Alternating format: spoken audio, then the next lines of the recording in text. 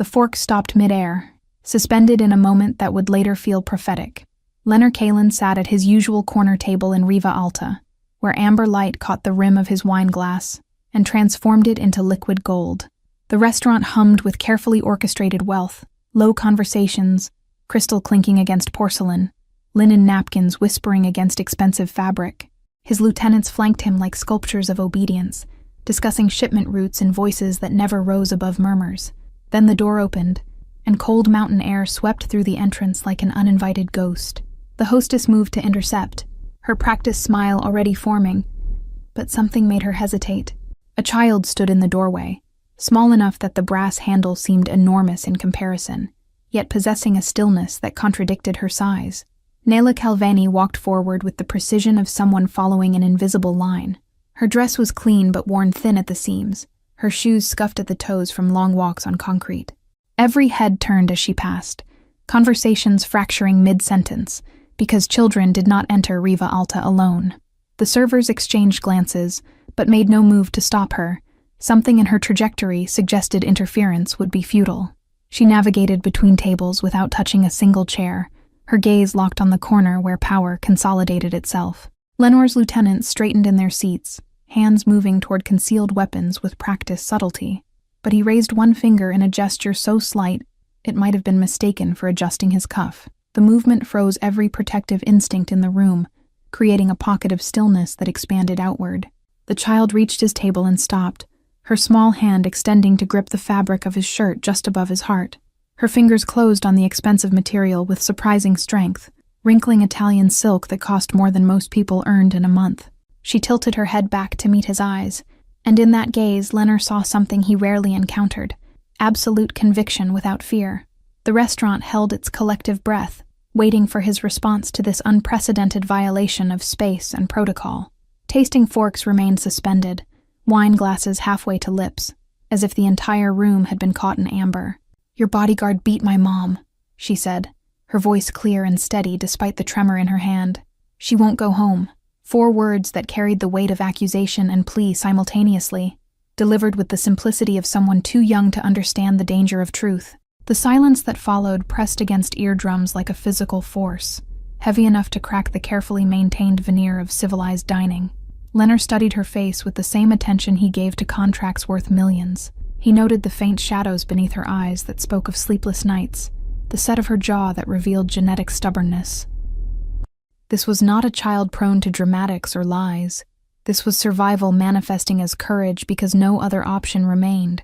Her grip on his shirt never wavered, as if she understood that releasing him meant losing the only chance she would ever have. "Who is your mother?" His voice emerged quiet, almost gentle, but it carried to every corner of the room. The question was not a challenge, but an opening, the first step in a calculation already forming behind his carefully neutral expression. "The woman who fixes violins on the street near the train station." Her answer came immediately, without hesitation, as if she had rehearsed this moment 1,000 times in her mind. Leonard's jaw tightened almost imperceptibly, a micro-expression that his lieutenants recognized as the prelude to consequence. He gestured to the man on his left with 2 fingers, a silent command that required no translation in the language of their world. The lieutenant rose from his seat and disappeared through a side door, his footsteps the only sound in the frozen tableau. Nella's hand remained fisted in Leonard's shirt, her knuckles white with the effort of holding on, while he sat motionless as carved stone, waiting for information that would determine what happened next in this impossible interruption. Minutes stretched into something that felt like hours, measured only by the shallow breathing of a child who refused to let go. The other diners pretended to resume their meals, but every fork moved with mechanical precision. Every sip of wine tasted like cardboard. Leonard reached for his water glass with his free hand and pushed it across the white tablecloth toward Nella. "Drink," he said, not as an order, but as an observation of her cracked lips and the dust on her shoes that suggested she had walked a long distance. She picked up the glass without releasing his shirt, bringing it to her mouth with both hands like a much younger child. Water spilled slightly down her chin, but she drank deeply, her throat working in desperate swallows that revealed how long she had been searching for him. When she set the glass down, their eyes met again, and something passed between them that had no name. It was not sympathy or compassion. Those were luxuries Leonard had discarded years ago, but rather a recognition of will meeting will, of two people who understood that retreat was never an option. The side door opened, and the lieutenant returned, moving with the controlled urgency of someone carrying information that could not wait. He leaned down, his mouth close to Leonard's ear, and whispered words that made the muscles in the boss's jaw flex with barely contained reaction. Leonard's expression remained carved from marble, but something shifted behind his eyes like tectonic plates adjusting beneath calm water. He looked down at Nella's small fist still gripping his shirt, then back up at the lieutenant with a gaze that could have frozen blood. Confirmed? The single word carried enough weight to crush bones, and the lieutenant nodded once, his face pale despite his dark complexion. Warren took her 3 days ago. Said she saw something during the shipment transfer near the industrial zone. The lieutenant's voice dropped even lower, as if speaking the words too loudly might invoke something dangerous. She's been held in the abandoned warehouse on Fisher Street, the one we use for temporary storage. He claimed she needed to be convinced not to talk. Lenor's free hand curled into a fist on the table, his knuckles going white against the dark wood. Warren was one of his outer circle, a bodyguard with authority to protect operations, but never to act without explicit orders involving civilians. The restaurant's ambient noise seemed to drain away entirely, as if someone had turned down the volume on reality itself. Lenor's breathing remained steady, but those who knew him recognized the stillness that preceded volcanic eruption, not of heat, but of ice that burned deeper than any flame. Was there something to see?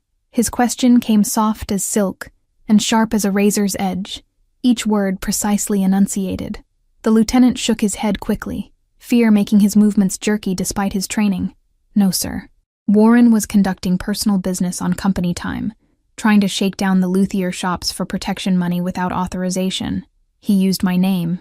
It was not a question, and the lieutenant's silence confirmed what Leonard already knew, that someone wearing his authority like stolen clothing had created this situation, had brought this child to his table with accusations that carried the terrible weight of truth. Leonard stood slowly, the movement causing Nella to stumble slightly but not release her grip on his shirt. He looked down at her, and for the first time since she had entered, something almost human flickered across his features. Not kindness, but something more complex, a recognition of debt incurred through another's error. Take me to her.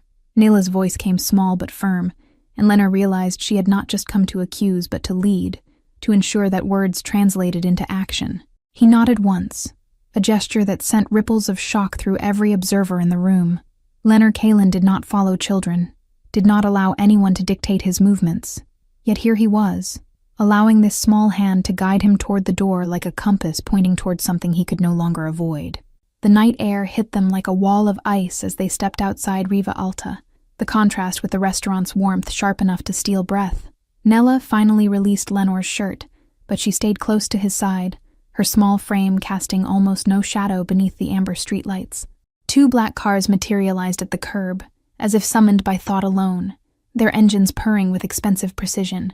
Leonard's remaining lieutenants emerged from the restaurant behind them, forming a protective semicircle that spoke of trained efficiency and unquestioned loyalty. He opened the rear door of the first car himself, a gesture so unexpected that his men exchanged quick glances. "Get in," he told Nella, and she climbed into the leather interior without hesitation, sliding across the seat to make room for him. The car pulled away from the curb with the second vehicle following close behind, heading toward Boulder's industrial district where legitimate business dissolved into shadow. Nella sat with her hands folded in her lap, her small body rigid with tension that had nothing to do with fear of the man beside her. "How did you know where to find me?" Leonard asked, his voice neutral, genuinely curious about the mechanics of this impossible intersection. "I asked people in the street where the man in charge goes to eat." Her answer came simple and direct, revealing a logic that was both childlike and terrifyingly practical. "I waited outside for 3 nights until I saw your car. Tonight I had enough courage to go in." Leonard absorbed this information in silence, processing the image of this small girl conducting surveillance with the patience of a trained operative. The streetlights painted moving patterns across her face as they drove, illuminating features that bore striking resemblance to someone he suddenly needed to see. The city changed around them, elegant storefronts giving way to chain-link fences and corrugated metal. The Flatirons loomed dark against the star-scattered sky, their massive presence a reminder that human concerns were temporary against the permanence of stone. Fisher Street appeared like a scar across the landscape, lined with warehouses that had seen better decades and now served purposes their original architects never imagined. The cars slowed, their headlights catching graffiti and broken windows, until they stopped before a building that looked abandoned, but wasn't. Two men stood outside the rolling door, their postures shifting from casual to alert as they recognized the vehicles. Leonard emerged from the car before it fully stopped, Nella scrambling out behind him with determination that bordered on desperation. "Open it!" The command carried across the cold air with perfect clarity, and the guards moved to comply without question or delay. The metal door rolled upward with a grinding shriek that echoed off surrounding buildings, revealing darkness punctuated by a single hanging bulb. The light swung slightly in the draft created by the opening door, casting moving shadows that made the interior seem to breathe. Leonard stepped inside, and the temperature dropped further, the warehouse absorbing cold and holding it like a living thing. His eyes adjusted quickly, taking in the scattered wooden crates, the smell of motor oil and something else, fear, sharp and acrid. Nella pushed past him with sudden urgency, running toward the back corner where the darkness gathered most densely. Her footsteps echoed on concrete, small and frantic, until they stopped abruptly at a shape huddled against the far wall. "Mom!" The word tore from her throat with enough force to crack, and Leonard watched as the shape moved, becoming human, becoming a woman who raised her head with obvious effort. Fiona Calvini sat with her back against rough brick, her wrists showing marks that told their own story of restraint recently removed. Her face carried bruises in various stages of healing, purple and yellow and green, a timeline of violence mapped across delicate features. But her eyes, when they fixed on her daughter, then shifted to the man silhouetted in the doorway, held something that made Leonard pause. Not gratitude, not relief, but a kind of weary recognition, as if she had always known this moment would arrive in some form, had been waiting for the consequence of being in the wrong place at the wrong time in a city where power operated by rules most people never saw. Leonard moved forward with measured steps, his presence filling the warehouse like water flooding into empty space. His lieutenants fanned out behind him, their faces carved from stone, as they took in the scene that represented a catastrophic failure of protocol. Fiona pushed herself upward along the wall, her movements slow and careful, as if testing which parts of her body still functioned properly. Nella wrapped her arms around her mother's waist, pressing her face against fabric that smelled of sweat and concrete dust, and days without sunlight, cut her loose completely. Leonard's words fell into the silence like stones dropped into deep water, and one of his men produced a knife that gleamed under the swinging bulb. But Fiona raised a hand, stopping the approach. "Already done," she said, her voice rough from disuse but steady underneath. "Your men cut the ropes when they heard the cars. I've been sitting here trying to remember how to stand." The statement carried no accusation, only fact delivered with the precision of someone who understood that emotion was a luxury she could not yet afford. She finally managed to straighten fully, one hand braced against the wall, the other resting on her daughter's head. Leonard studied her with the same intensity he had given Nella, cataloging details that told a story beyond the visible bruises. Her hands showed calluses in specific patterns, not from manual labor but from skilled work requiring precision. The way she held herself suggested discipline, perhaps dance training or martial arts, something that taught the body to move with intention even when broken. Fiona Calvini. He spoke her name as a statement, not a question, and she nodded once in confirmation. "The luthier who works on Maple Street, above the bookstore with the green awning." Her response contained more information than necessary, establishing location and legitimacy, proving she was not invisible even if she had been treated as such. Leonard's jaw tightened fractionally. "Warren claimed you witnessed a shipment transfer, that you needed to be silenced before you talked to authorities who would never have believed you anyway. I witnessed him stealing from a delivery truck behind the music shop at 2 a.m. Fiona's correction came quiet but firm, each word chosen with the care of someone who understood that truth was her only weapon. He was taking boxes that didn't belong to him, marking them as damaged when they were perfectly intact. When he saw me closing up the workshop, he decided I was a problem that needed containing. The explanation shifted the entire framework of the situation from operational security to common theft. Warren had not been protecting Leonard's interests, but covering his own criminal enterprise conducted under borrowed authority. "How long?" Leonard asked, and Fiona understood he was not asking about her captivity, but about Warren's operation. Based on the quantity he was moving, months, maybe longer. She paused, then added with deliberate precision, "He told me you had ordered my silence, that speaking would endanger my daughter more than staying quiet ever could. The manipulation was elegant in its cruelty, using Leonard's reputation as a weapon without his knowledge or consent. Warren had created a perfect trap, one that relied on fear of power rather than power itself, and in doing so had made Leonard complicit in violence he never authorized. He was wrong. The two words emerged from Leonard like a verdict, final and absolute, carrying weight that made the temperature in the warehouse seem to drop further. Fiona met his gaze directly, and something passed between them that Nella was too young to understand. A recognition of mutual position in a world that operated by unwritten rules. She saw that he meant what he said, but also that his word only mattered because someone had violated it first. My daughter shouldn't have had to find you to make that true. Her statement was not quite accusation, not quite observation, but something that lived in the space between, an acknowledgement that systems built on fear created their own problems. Leonard absorbed this without visible reaction. Though his lieutenants shifted uncomfortably at hearing their boss addressed with such directness, he turned to the man on his right, the one who had first brought him information inside the restaurant. Bring Warren here, now, and find out who else knew. The command carried implications that needed no elaboration, instructions that would be followed with the efficiency of long practice. The lieutenant disappeared into the night, his footsteps fading beyond the open warehouse door, where cold air continued to pour inside like an uninvited guest. Leonard removed his jacket with economical movements and held it toward Fiona, the expensive fabric suddenly irrelevant compared to her visible shivering. She hesitated only a moment before accepting, wrapping the coat around her shoulders with a gratitude that remained unspoken. The gesture was practical rather than kind, but it shifted something in the atmosphere, made the space feel fractionally less hostile. There's a car outside. It will take you wherever you need to go. Leonard's tone suggested this was not negotiable, though phrased as information rather than command. Nella looked up at her mother, then back at Leonard, her expression uncertain for the first time since entering the restaurant. What happens to the man who hurt her? The question emerged small but clear, a child's need for justice expressed in the simplest possible terms.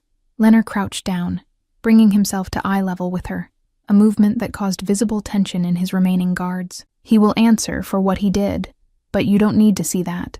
Some things are better left to people who understand consequences.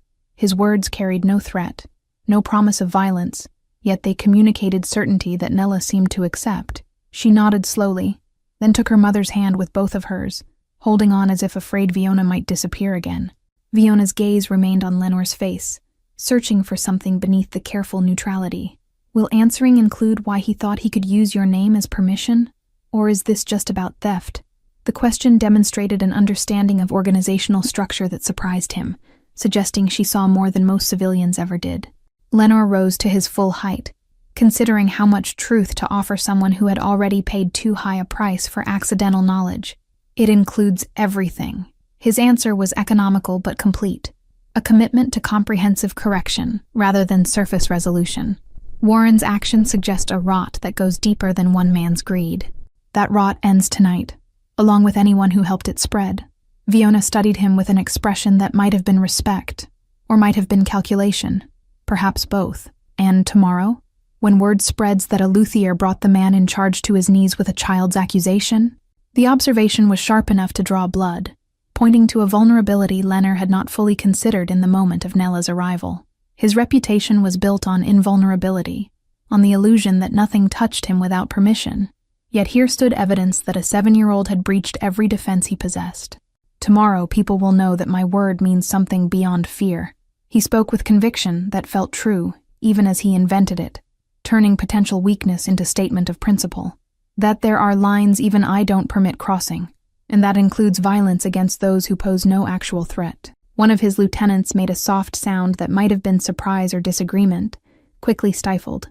The philosophy Leonard was articulating existed in direct contradiction to standard operational procedure, where witnesses were liabilities and loose ends were severed without sentiment. Fiona tilted her head slightly, weighing his words against lived experience. Pretty ideals from a man who makes his living on controlled violence, but I suppose even criminals need codes, or everything becomes chaos. Her tone carried no judgment, only observation delivered with the detachment of someone who had spent 3 days contemplating the nature of power. Leonard found himself unexpectedly impressed by her refusal to perform gratitude or terror, her insistence on maintaining dignity, even while wearing his jacket over torn clothing. Codes are what separate us from Warren. The admission emerged before he could calculate its wisdom, revealing more philosophy than he typically shared with anyone outside his innermost circle. Without them, we're just predators fighting over territory.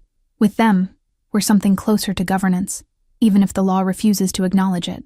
The sound of multiple vehicles pulling up outside interrupted whatever response Fiona might have offered. Car doors opened and closed with efficient precision, followed by the heavier sound of someone being moved without cooperation. Lenore's expression hardened into something that made even his own men take an involuntary step backward. Take them to the car, make sure the driver knows where they live, and that he watches until they're safely inside. The lieutenant nearest the door gestured for Fiona and Nella to follow him, his posture more escort than guard. Fiona moved toward the exit with careful steps. Nella pressed against her side, but she paused at the threshold. The warehouse filled with new bodies, men dragging a figure between them whose face showed the beginning of consequences already delivered. Warren's lip was split, his eyes swelling, but these injuries were preliminary, the kind inflicted during transport rather than interrogation. Lenore did not watch Fiona and Nella leave, keeping his attention fixed on the man being forced to his knees on concrete. The contrast between his stillness and Warren's agitation spoke volumes about which position held more power in this moment. "Do you know why you're here?" Lenore's question emerged soft, almost conversational, more dangerous than any shout could have been. Warren's eyes darted around the warehouse, looking for escape or explanation, finding neither. "Boss, I can explain. The woman, she was going to talk. I was protecting our interests. By stealing from cargo that wasn't yours to touch, by invoking authority you don't possess, by holding a civilian for days without clearance or cause." Each question landed like a physical blow, systematic dismantling of every excuse before it could fully form. The other men in the warehouse stood silent, bearing witness to accountability that reinforced every lesson about operational boundaries. This was not just about Warren's punishment, but about preventing the next person from believing they could act without consequences. Warren's face shifted through calculations visible enough to be embarrassing, weighing lies against truth, defiance against surrender. "She saw me, boss. I couldn't just let her walk away knowing you were a thief?" Lenore's interruption was surgical. "Not that you were protecting my shipments, but that you were robbing them. That's what she witnessed, Warren. Your personal criminal enterprise conducted under my protection." The distinction mattered, separating organizational necessity from individual corruption. Warren's breathing grew ragged as he realized his defense had become his indictment, that every word confirmed rather than excused his actions. "The problem isn't that you made a mistake." Lenore circled slowly, his footsteps echoing off concrete walls. "The problem is you made it in my name. You told that woman I ordered her silence. You made her daughter believe I authorized violence against her mother." Warren's mouth opened, but no sound emerged. What defense existed against such precise articulation of offense? He had not merely stolen or acted without permission. He had counterfeited authority itself, the one currency that mattered more than money in their world. How many others? The question came from one of the lieutenants, breaking the established pattern of Lenore's sole interrogation. But Lenore nodded permission for the inquiry, curious himself about the scope of contamination. Warren's silence provided answer enough, guilt readable in every line of his body. 3 weeks passed, like water flowing around stone, reshaping the landscape without announcing its progress. Lenore returned to his routines at Riva Alta, the restaurant absorbing the memory of interruption and smoothing over the rough edges until everything appeared normal again. But the story had escaped containment, spreading through networks that trafficked in information as valuable as any commodity. People whispered about the child who had walked into power without fear, about the boss who had responded to accusation with investigation rather than elimination. The narrative shifted his reputation in ways both useful and dangerous, painting him as someone with principles beyond profit. Some saw this as strength, evidence of control so complete it could afford mercy. Others saw vulnerability, proof that the right leverage could bend even the unbendable. Lenore absorbed these reactions without visible concern, adjusting strategies to account for perception shifts. He increased security protocols while loosening operational restrictions, demonstrating that accountability flowed both directions: protection for loyalty, consequences for betrayal. On a Thursday afternoon, when sunlight slanted through Riva Alta's windows at angles that made the glassware glow, the hostess approached his table with unusual hesitation. "Sir, there's a woman asking to see you. She says you'll remember her. He looked up from documents that required his signature, already knowing who stood waiting. Send her in. Fiona entered alone, moving with restored grace that spoke of healing both physical and psychological. She carried something wrapped in dark cloth, holding it with the care of someone transporting something precious and fragile. The restaurant noticed, but did not react, diners having learned that unusual events at Leonard's table were to be observed peripherally, never directly. She stopped at the customary distance, neither too close nor too far, respecting boundaries while refusing to be diminished by them. I brought something that belongs to you. She placed the wrapped object on the table, her movements precise and deliberate. Leonard gestured for her to sit, a courtesy he rarely extended to unexpected visitors. She accepted, settling into the chair across from him with straight-backed composure that reminded him of her daughter's fearless approach weeks earlier. He unwrapped the cloth carefully, revealing an instrument bow restored to pristine condition. The wood glowed with new finish, the horsehair tight and perfect, every component showing the kind of attention that transformed function into art. Warren had it. Fiona's explanation came quiet, but clear. He took it from my workshop the night he grabbed me, probably thought it was valuable. Your men found it when they cleaned out his apartment. Leonard turned the bow in his hands, feeling the balance that spoke of craftsmanship beyond mere functionality. The restoration had required hours of patient work, each detail attended to with a precision that matched his own approach to operations that required invisible perfection. You came to return stolen property. His statement invited elaboration, recognized that the gesture carried meaning beyond simple logistics.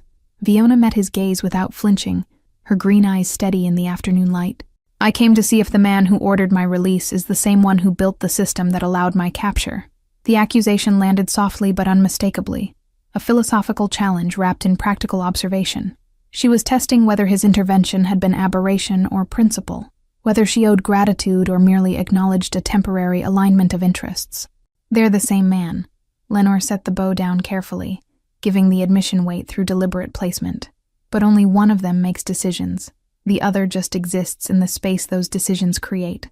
Fiona tilted her head slightly, processing the distinction between active choice and passive circumstance. That sounds like philosophy designed to let you sleep at night. Does it work? Her directness would have gotten most people removed from his presence, but Leonard found himself appreciating the refusal to perform deference.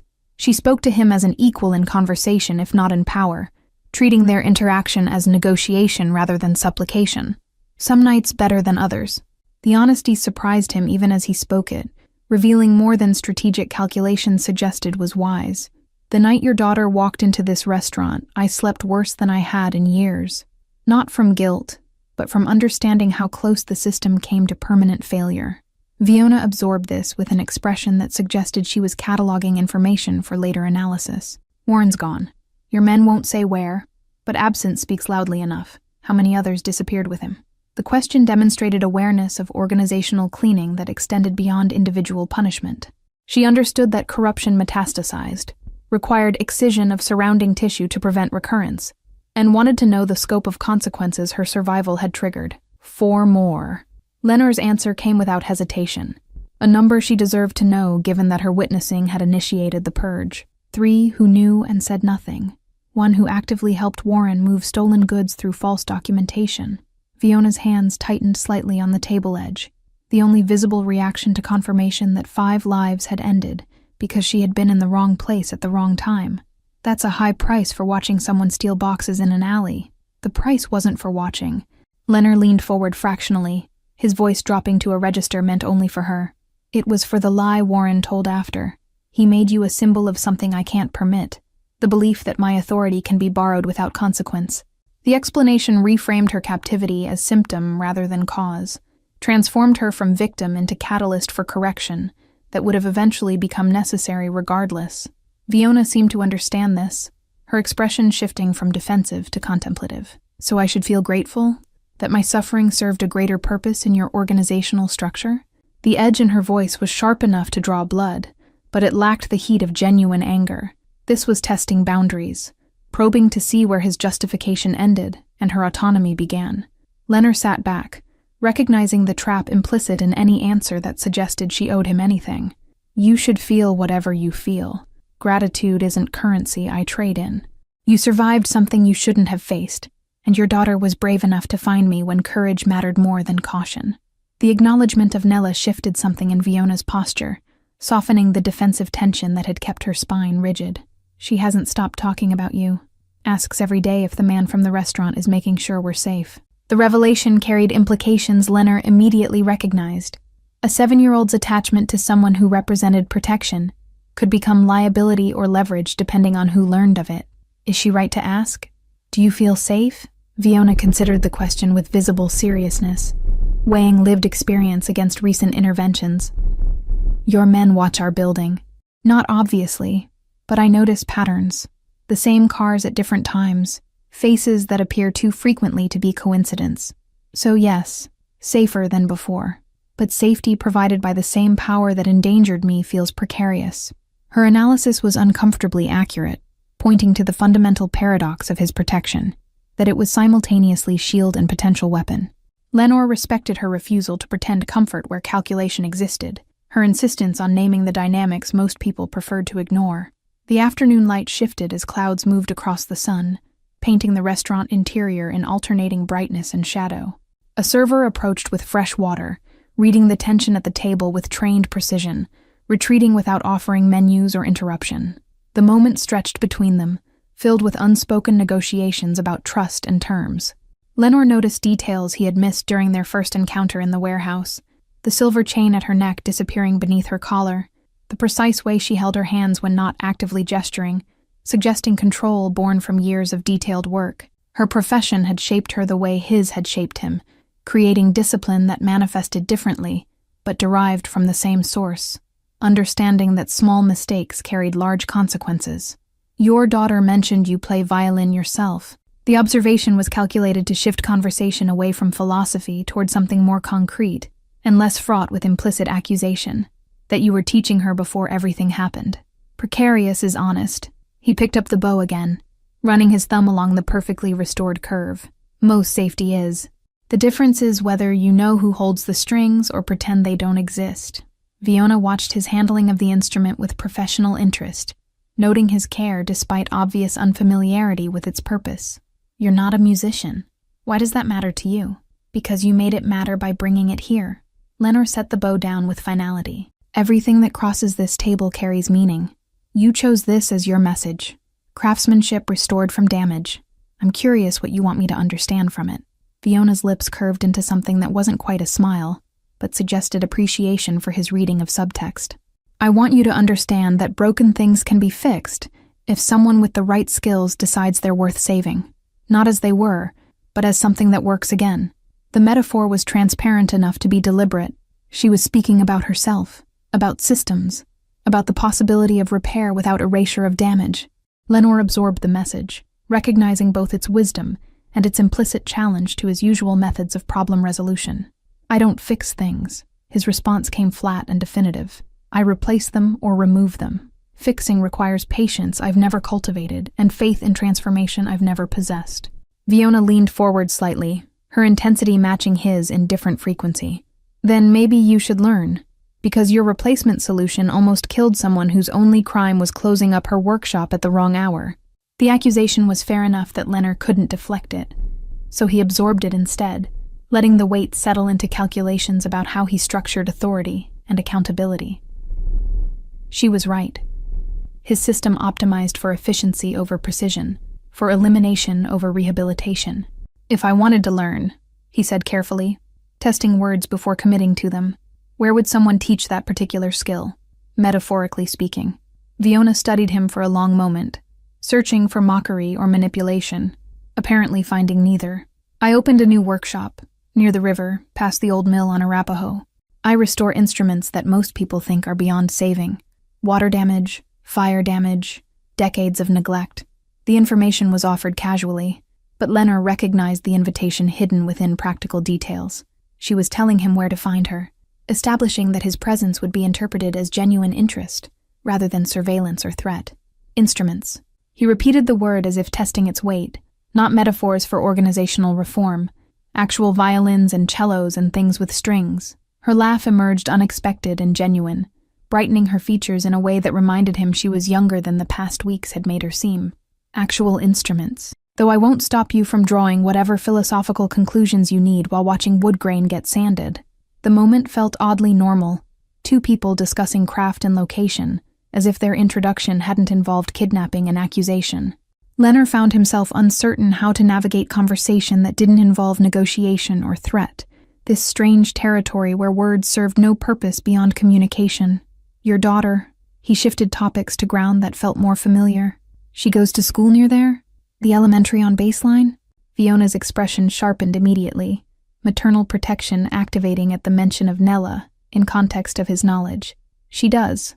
Why do you ask?" "Because children who demonstrate that kind of courage deserve to grow up without looking over their shoulders." Lenore kept his tone neutral, factual. "I wanted to make sure the protection extends to the places she actually spends time, not just the building where she sleeps." The explanation seemed to satisfy something in Fiona's assessment, her shoulders dropping fractionally from defensive height. "Your men already know her route. They've been following it for 2 weeks, always far enough back that she doesn't notice, but close enough to intervene if necessary. Her awareness of his surveillance network shouldn't have surprised him. She had already demonstrated observational skills sharper than most civilians possessed. Does that bother you, knowing we watch?" A couple at a nearby table laughed at something private, the sound jarring against the weight of their conversation. Fiona glanced toward the noise, then back to Leonard, as if measuring the distance between normal life and the one she currently inhabited. The restaurant existed in both worlds simultaneously, a place where ordinary people celebrated anniversaries while transactions that determined the city's hidden architecture happened 3 tables away. "I teach her to notice patterns now," Fiona said quietly, returning to his question about Nella's awareness. "Not to make her paranoid, but to give her tools I never had. She knows which cars belong in our neighborhood, which faces appear too frequently, how to recognize when someone is watching versus when someone is hunting." The admission revealed parenting philosophy shaped by trauma, a mother preparing her child for a world that had already proven dangerous. Lenore understood this instinct. His own father had taught him similar lessons, though the threats they'd faced came from different sources and required different defenses. Fiona considered the question with the same seriousness she'd given his earlier inquiries about safety. "It bothers me that it's necessary, but given that it is, I prefer competent watchers to the alternative. Your men are professionals. They don't make her feel hunted." The compliment was backhanded but sincere, acknowledging expertise while regretting its requirement. Leonard appreciated the complexity of her position, the way she refused to collapse into simple gratitude or resentment, maintaining nuance that reflected the actual mess of their situation. "The workshop." He returned to safer ground. "You said near the river. Is it the building with the green door, the one that used to be a print shop?" Fiona's surprise showed clearly, her eyebrows rising slightly. "You know it? That specific building?" "I know every building in this city that changes hands or purpose." The admission revealed more about his operational thoroughness than he typically shared. "Old print shop, vacant for 18 months, purchased 3 weeks ago through an LLC that took some effort to trace back to you." Her expression cycled through several emotions, impressed, unsettled, resigned, before settling on pragmatic acceptance. "Of course you know. Why would I expect privacy from someone whose business is knowing everything? There's a difference between knowing and caring." Leonard's distinction was subtle, but significant. "I know because information is collected. I care because you made yourself relevant by surviving and then by showing up here with that bow." Fiona absorbed the statement, parsing it for threat or reassurance, apparently finding elements of both. "Relevant. That's one way to describe being caught in your organization's crossfire and living to discuss it. Most people don't live to discuss it." His response emerged colder than intended, stating fact without considering how it would sound. The ones who do usually want something: money, protection, leverage. You came back to return property and ask if I'm the villain or just playing one. That makes you either very brave or very foolish. Fiona stood slowly, the movement signaling conclusion, without requiring announcement. Maybe both.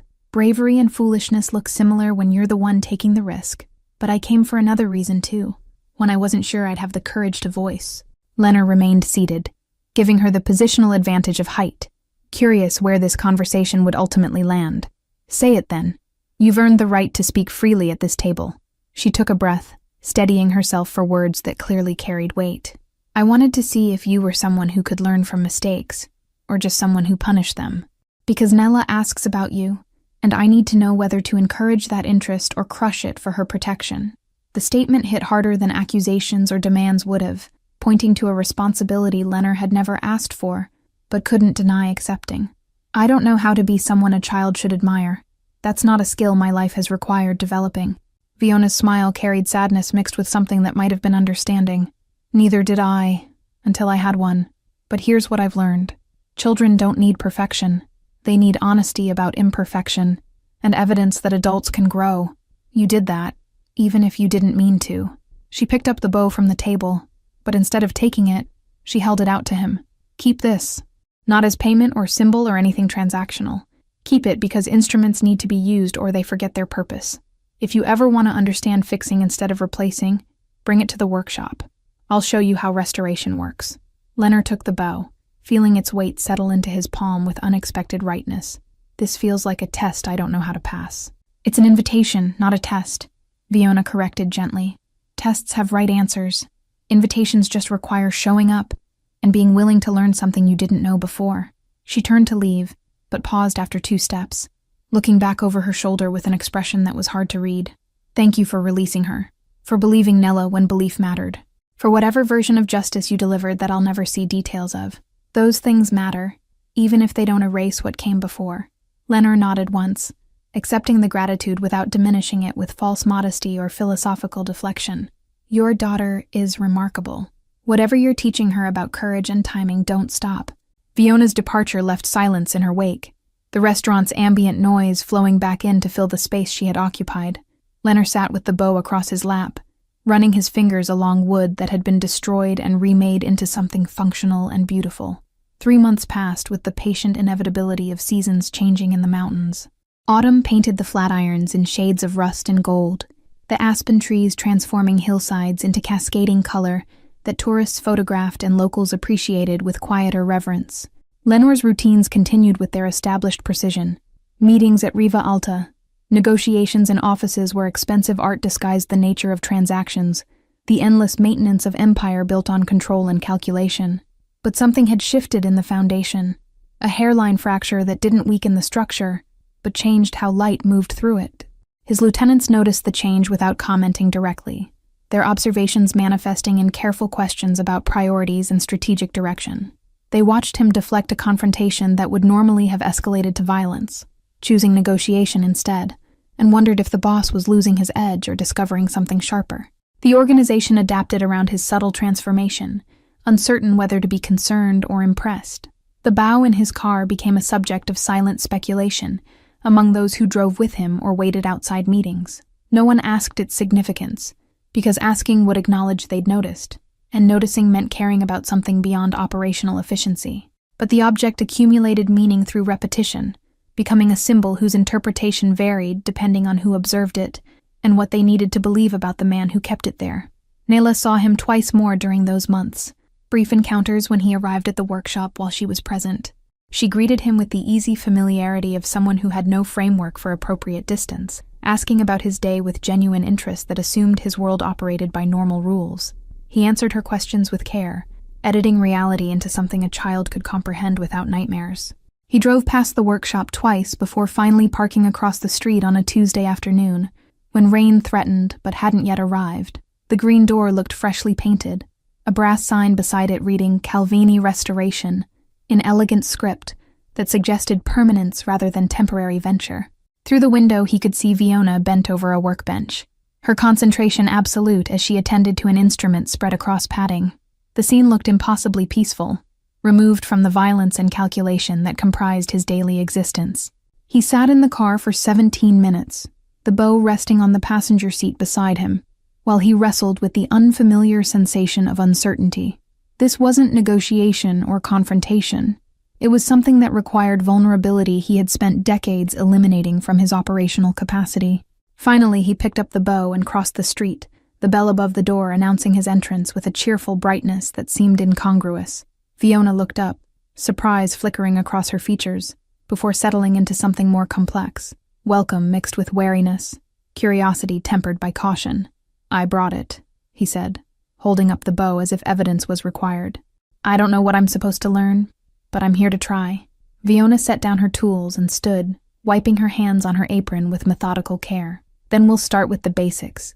Pull up that stool and I'll show you why rushing ruins everything.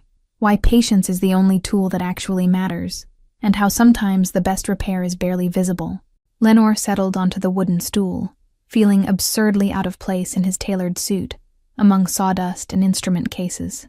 But as Fiona began explaining the architecture of sound, the way wood grain influenced resonance, the patience required to restore rather than replace, something unfamiliar happened. He listened, not as strategy or calculation, but as genuine interest in a world that operated by entirely different rules than his own. The afternoon faded into evening, rain finally arriving to tap against the windows, and for those hours he existed outside the empire he had built, learning that fixing was indeed different from replacing. Weeks turned into months, his visits to the workshop becoming irregular but consistent, always bringing questions about technique that really asked about philosophy. Nayla sometimes appeared after school, doing homework in the corner while her mother worked, and this strange man who had once been her rescuer sat learning the language of restoration. The bow eventually hung from his rearview mirror, suspended on its leather loop where it swayed with every turn and stop. He never explained it to anyone who asked, and most knew better than to ask, but it remained there, catching light as he drove through the city, a reminder that some things could be saved if someone with the right skills decided they were worth the effort. One evening, as winter threatened early arrival with frost that turned windows into abstract art, Fiona locked up the workshop and found him waiting by his car. "You've been coming here for months. When are you going to tell me why?" Lenore looked at the bow swaying gently in the cold wind, then back at her. "Because you were right. Some things can't be replaced.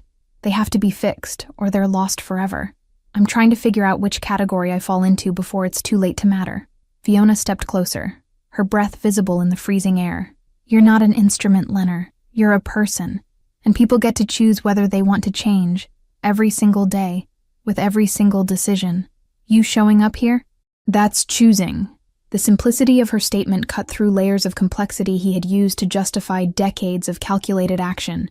He nodded slowly, accepting wisdom delivered without judgment, offered as gift rather than obligation. They stood in comfortable silence while the city moved around them. Two people from incompatible worlds who had somehow created a space where restoration mattered more than destruction. Above them, the bow swayed in the mirror, balancing perfectly between what was broken and what could still be saved. Thank you all for following this story. If you've been moved by Lenore and Fiona's journey, write in the comments where you're watching from. I'd love to know where in the world this tale of courage and restoration has reached. Don't forget to like, subscribe, and share this video. Your support means everything and helps me continue bringing you stories that matter. Until next time.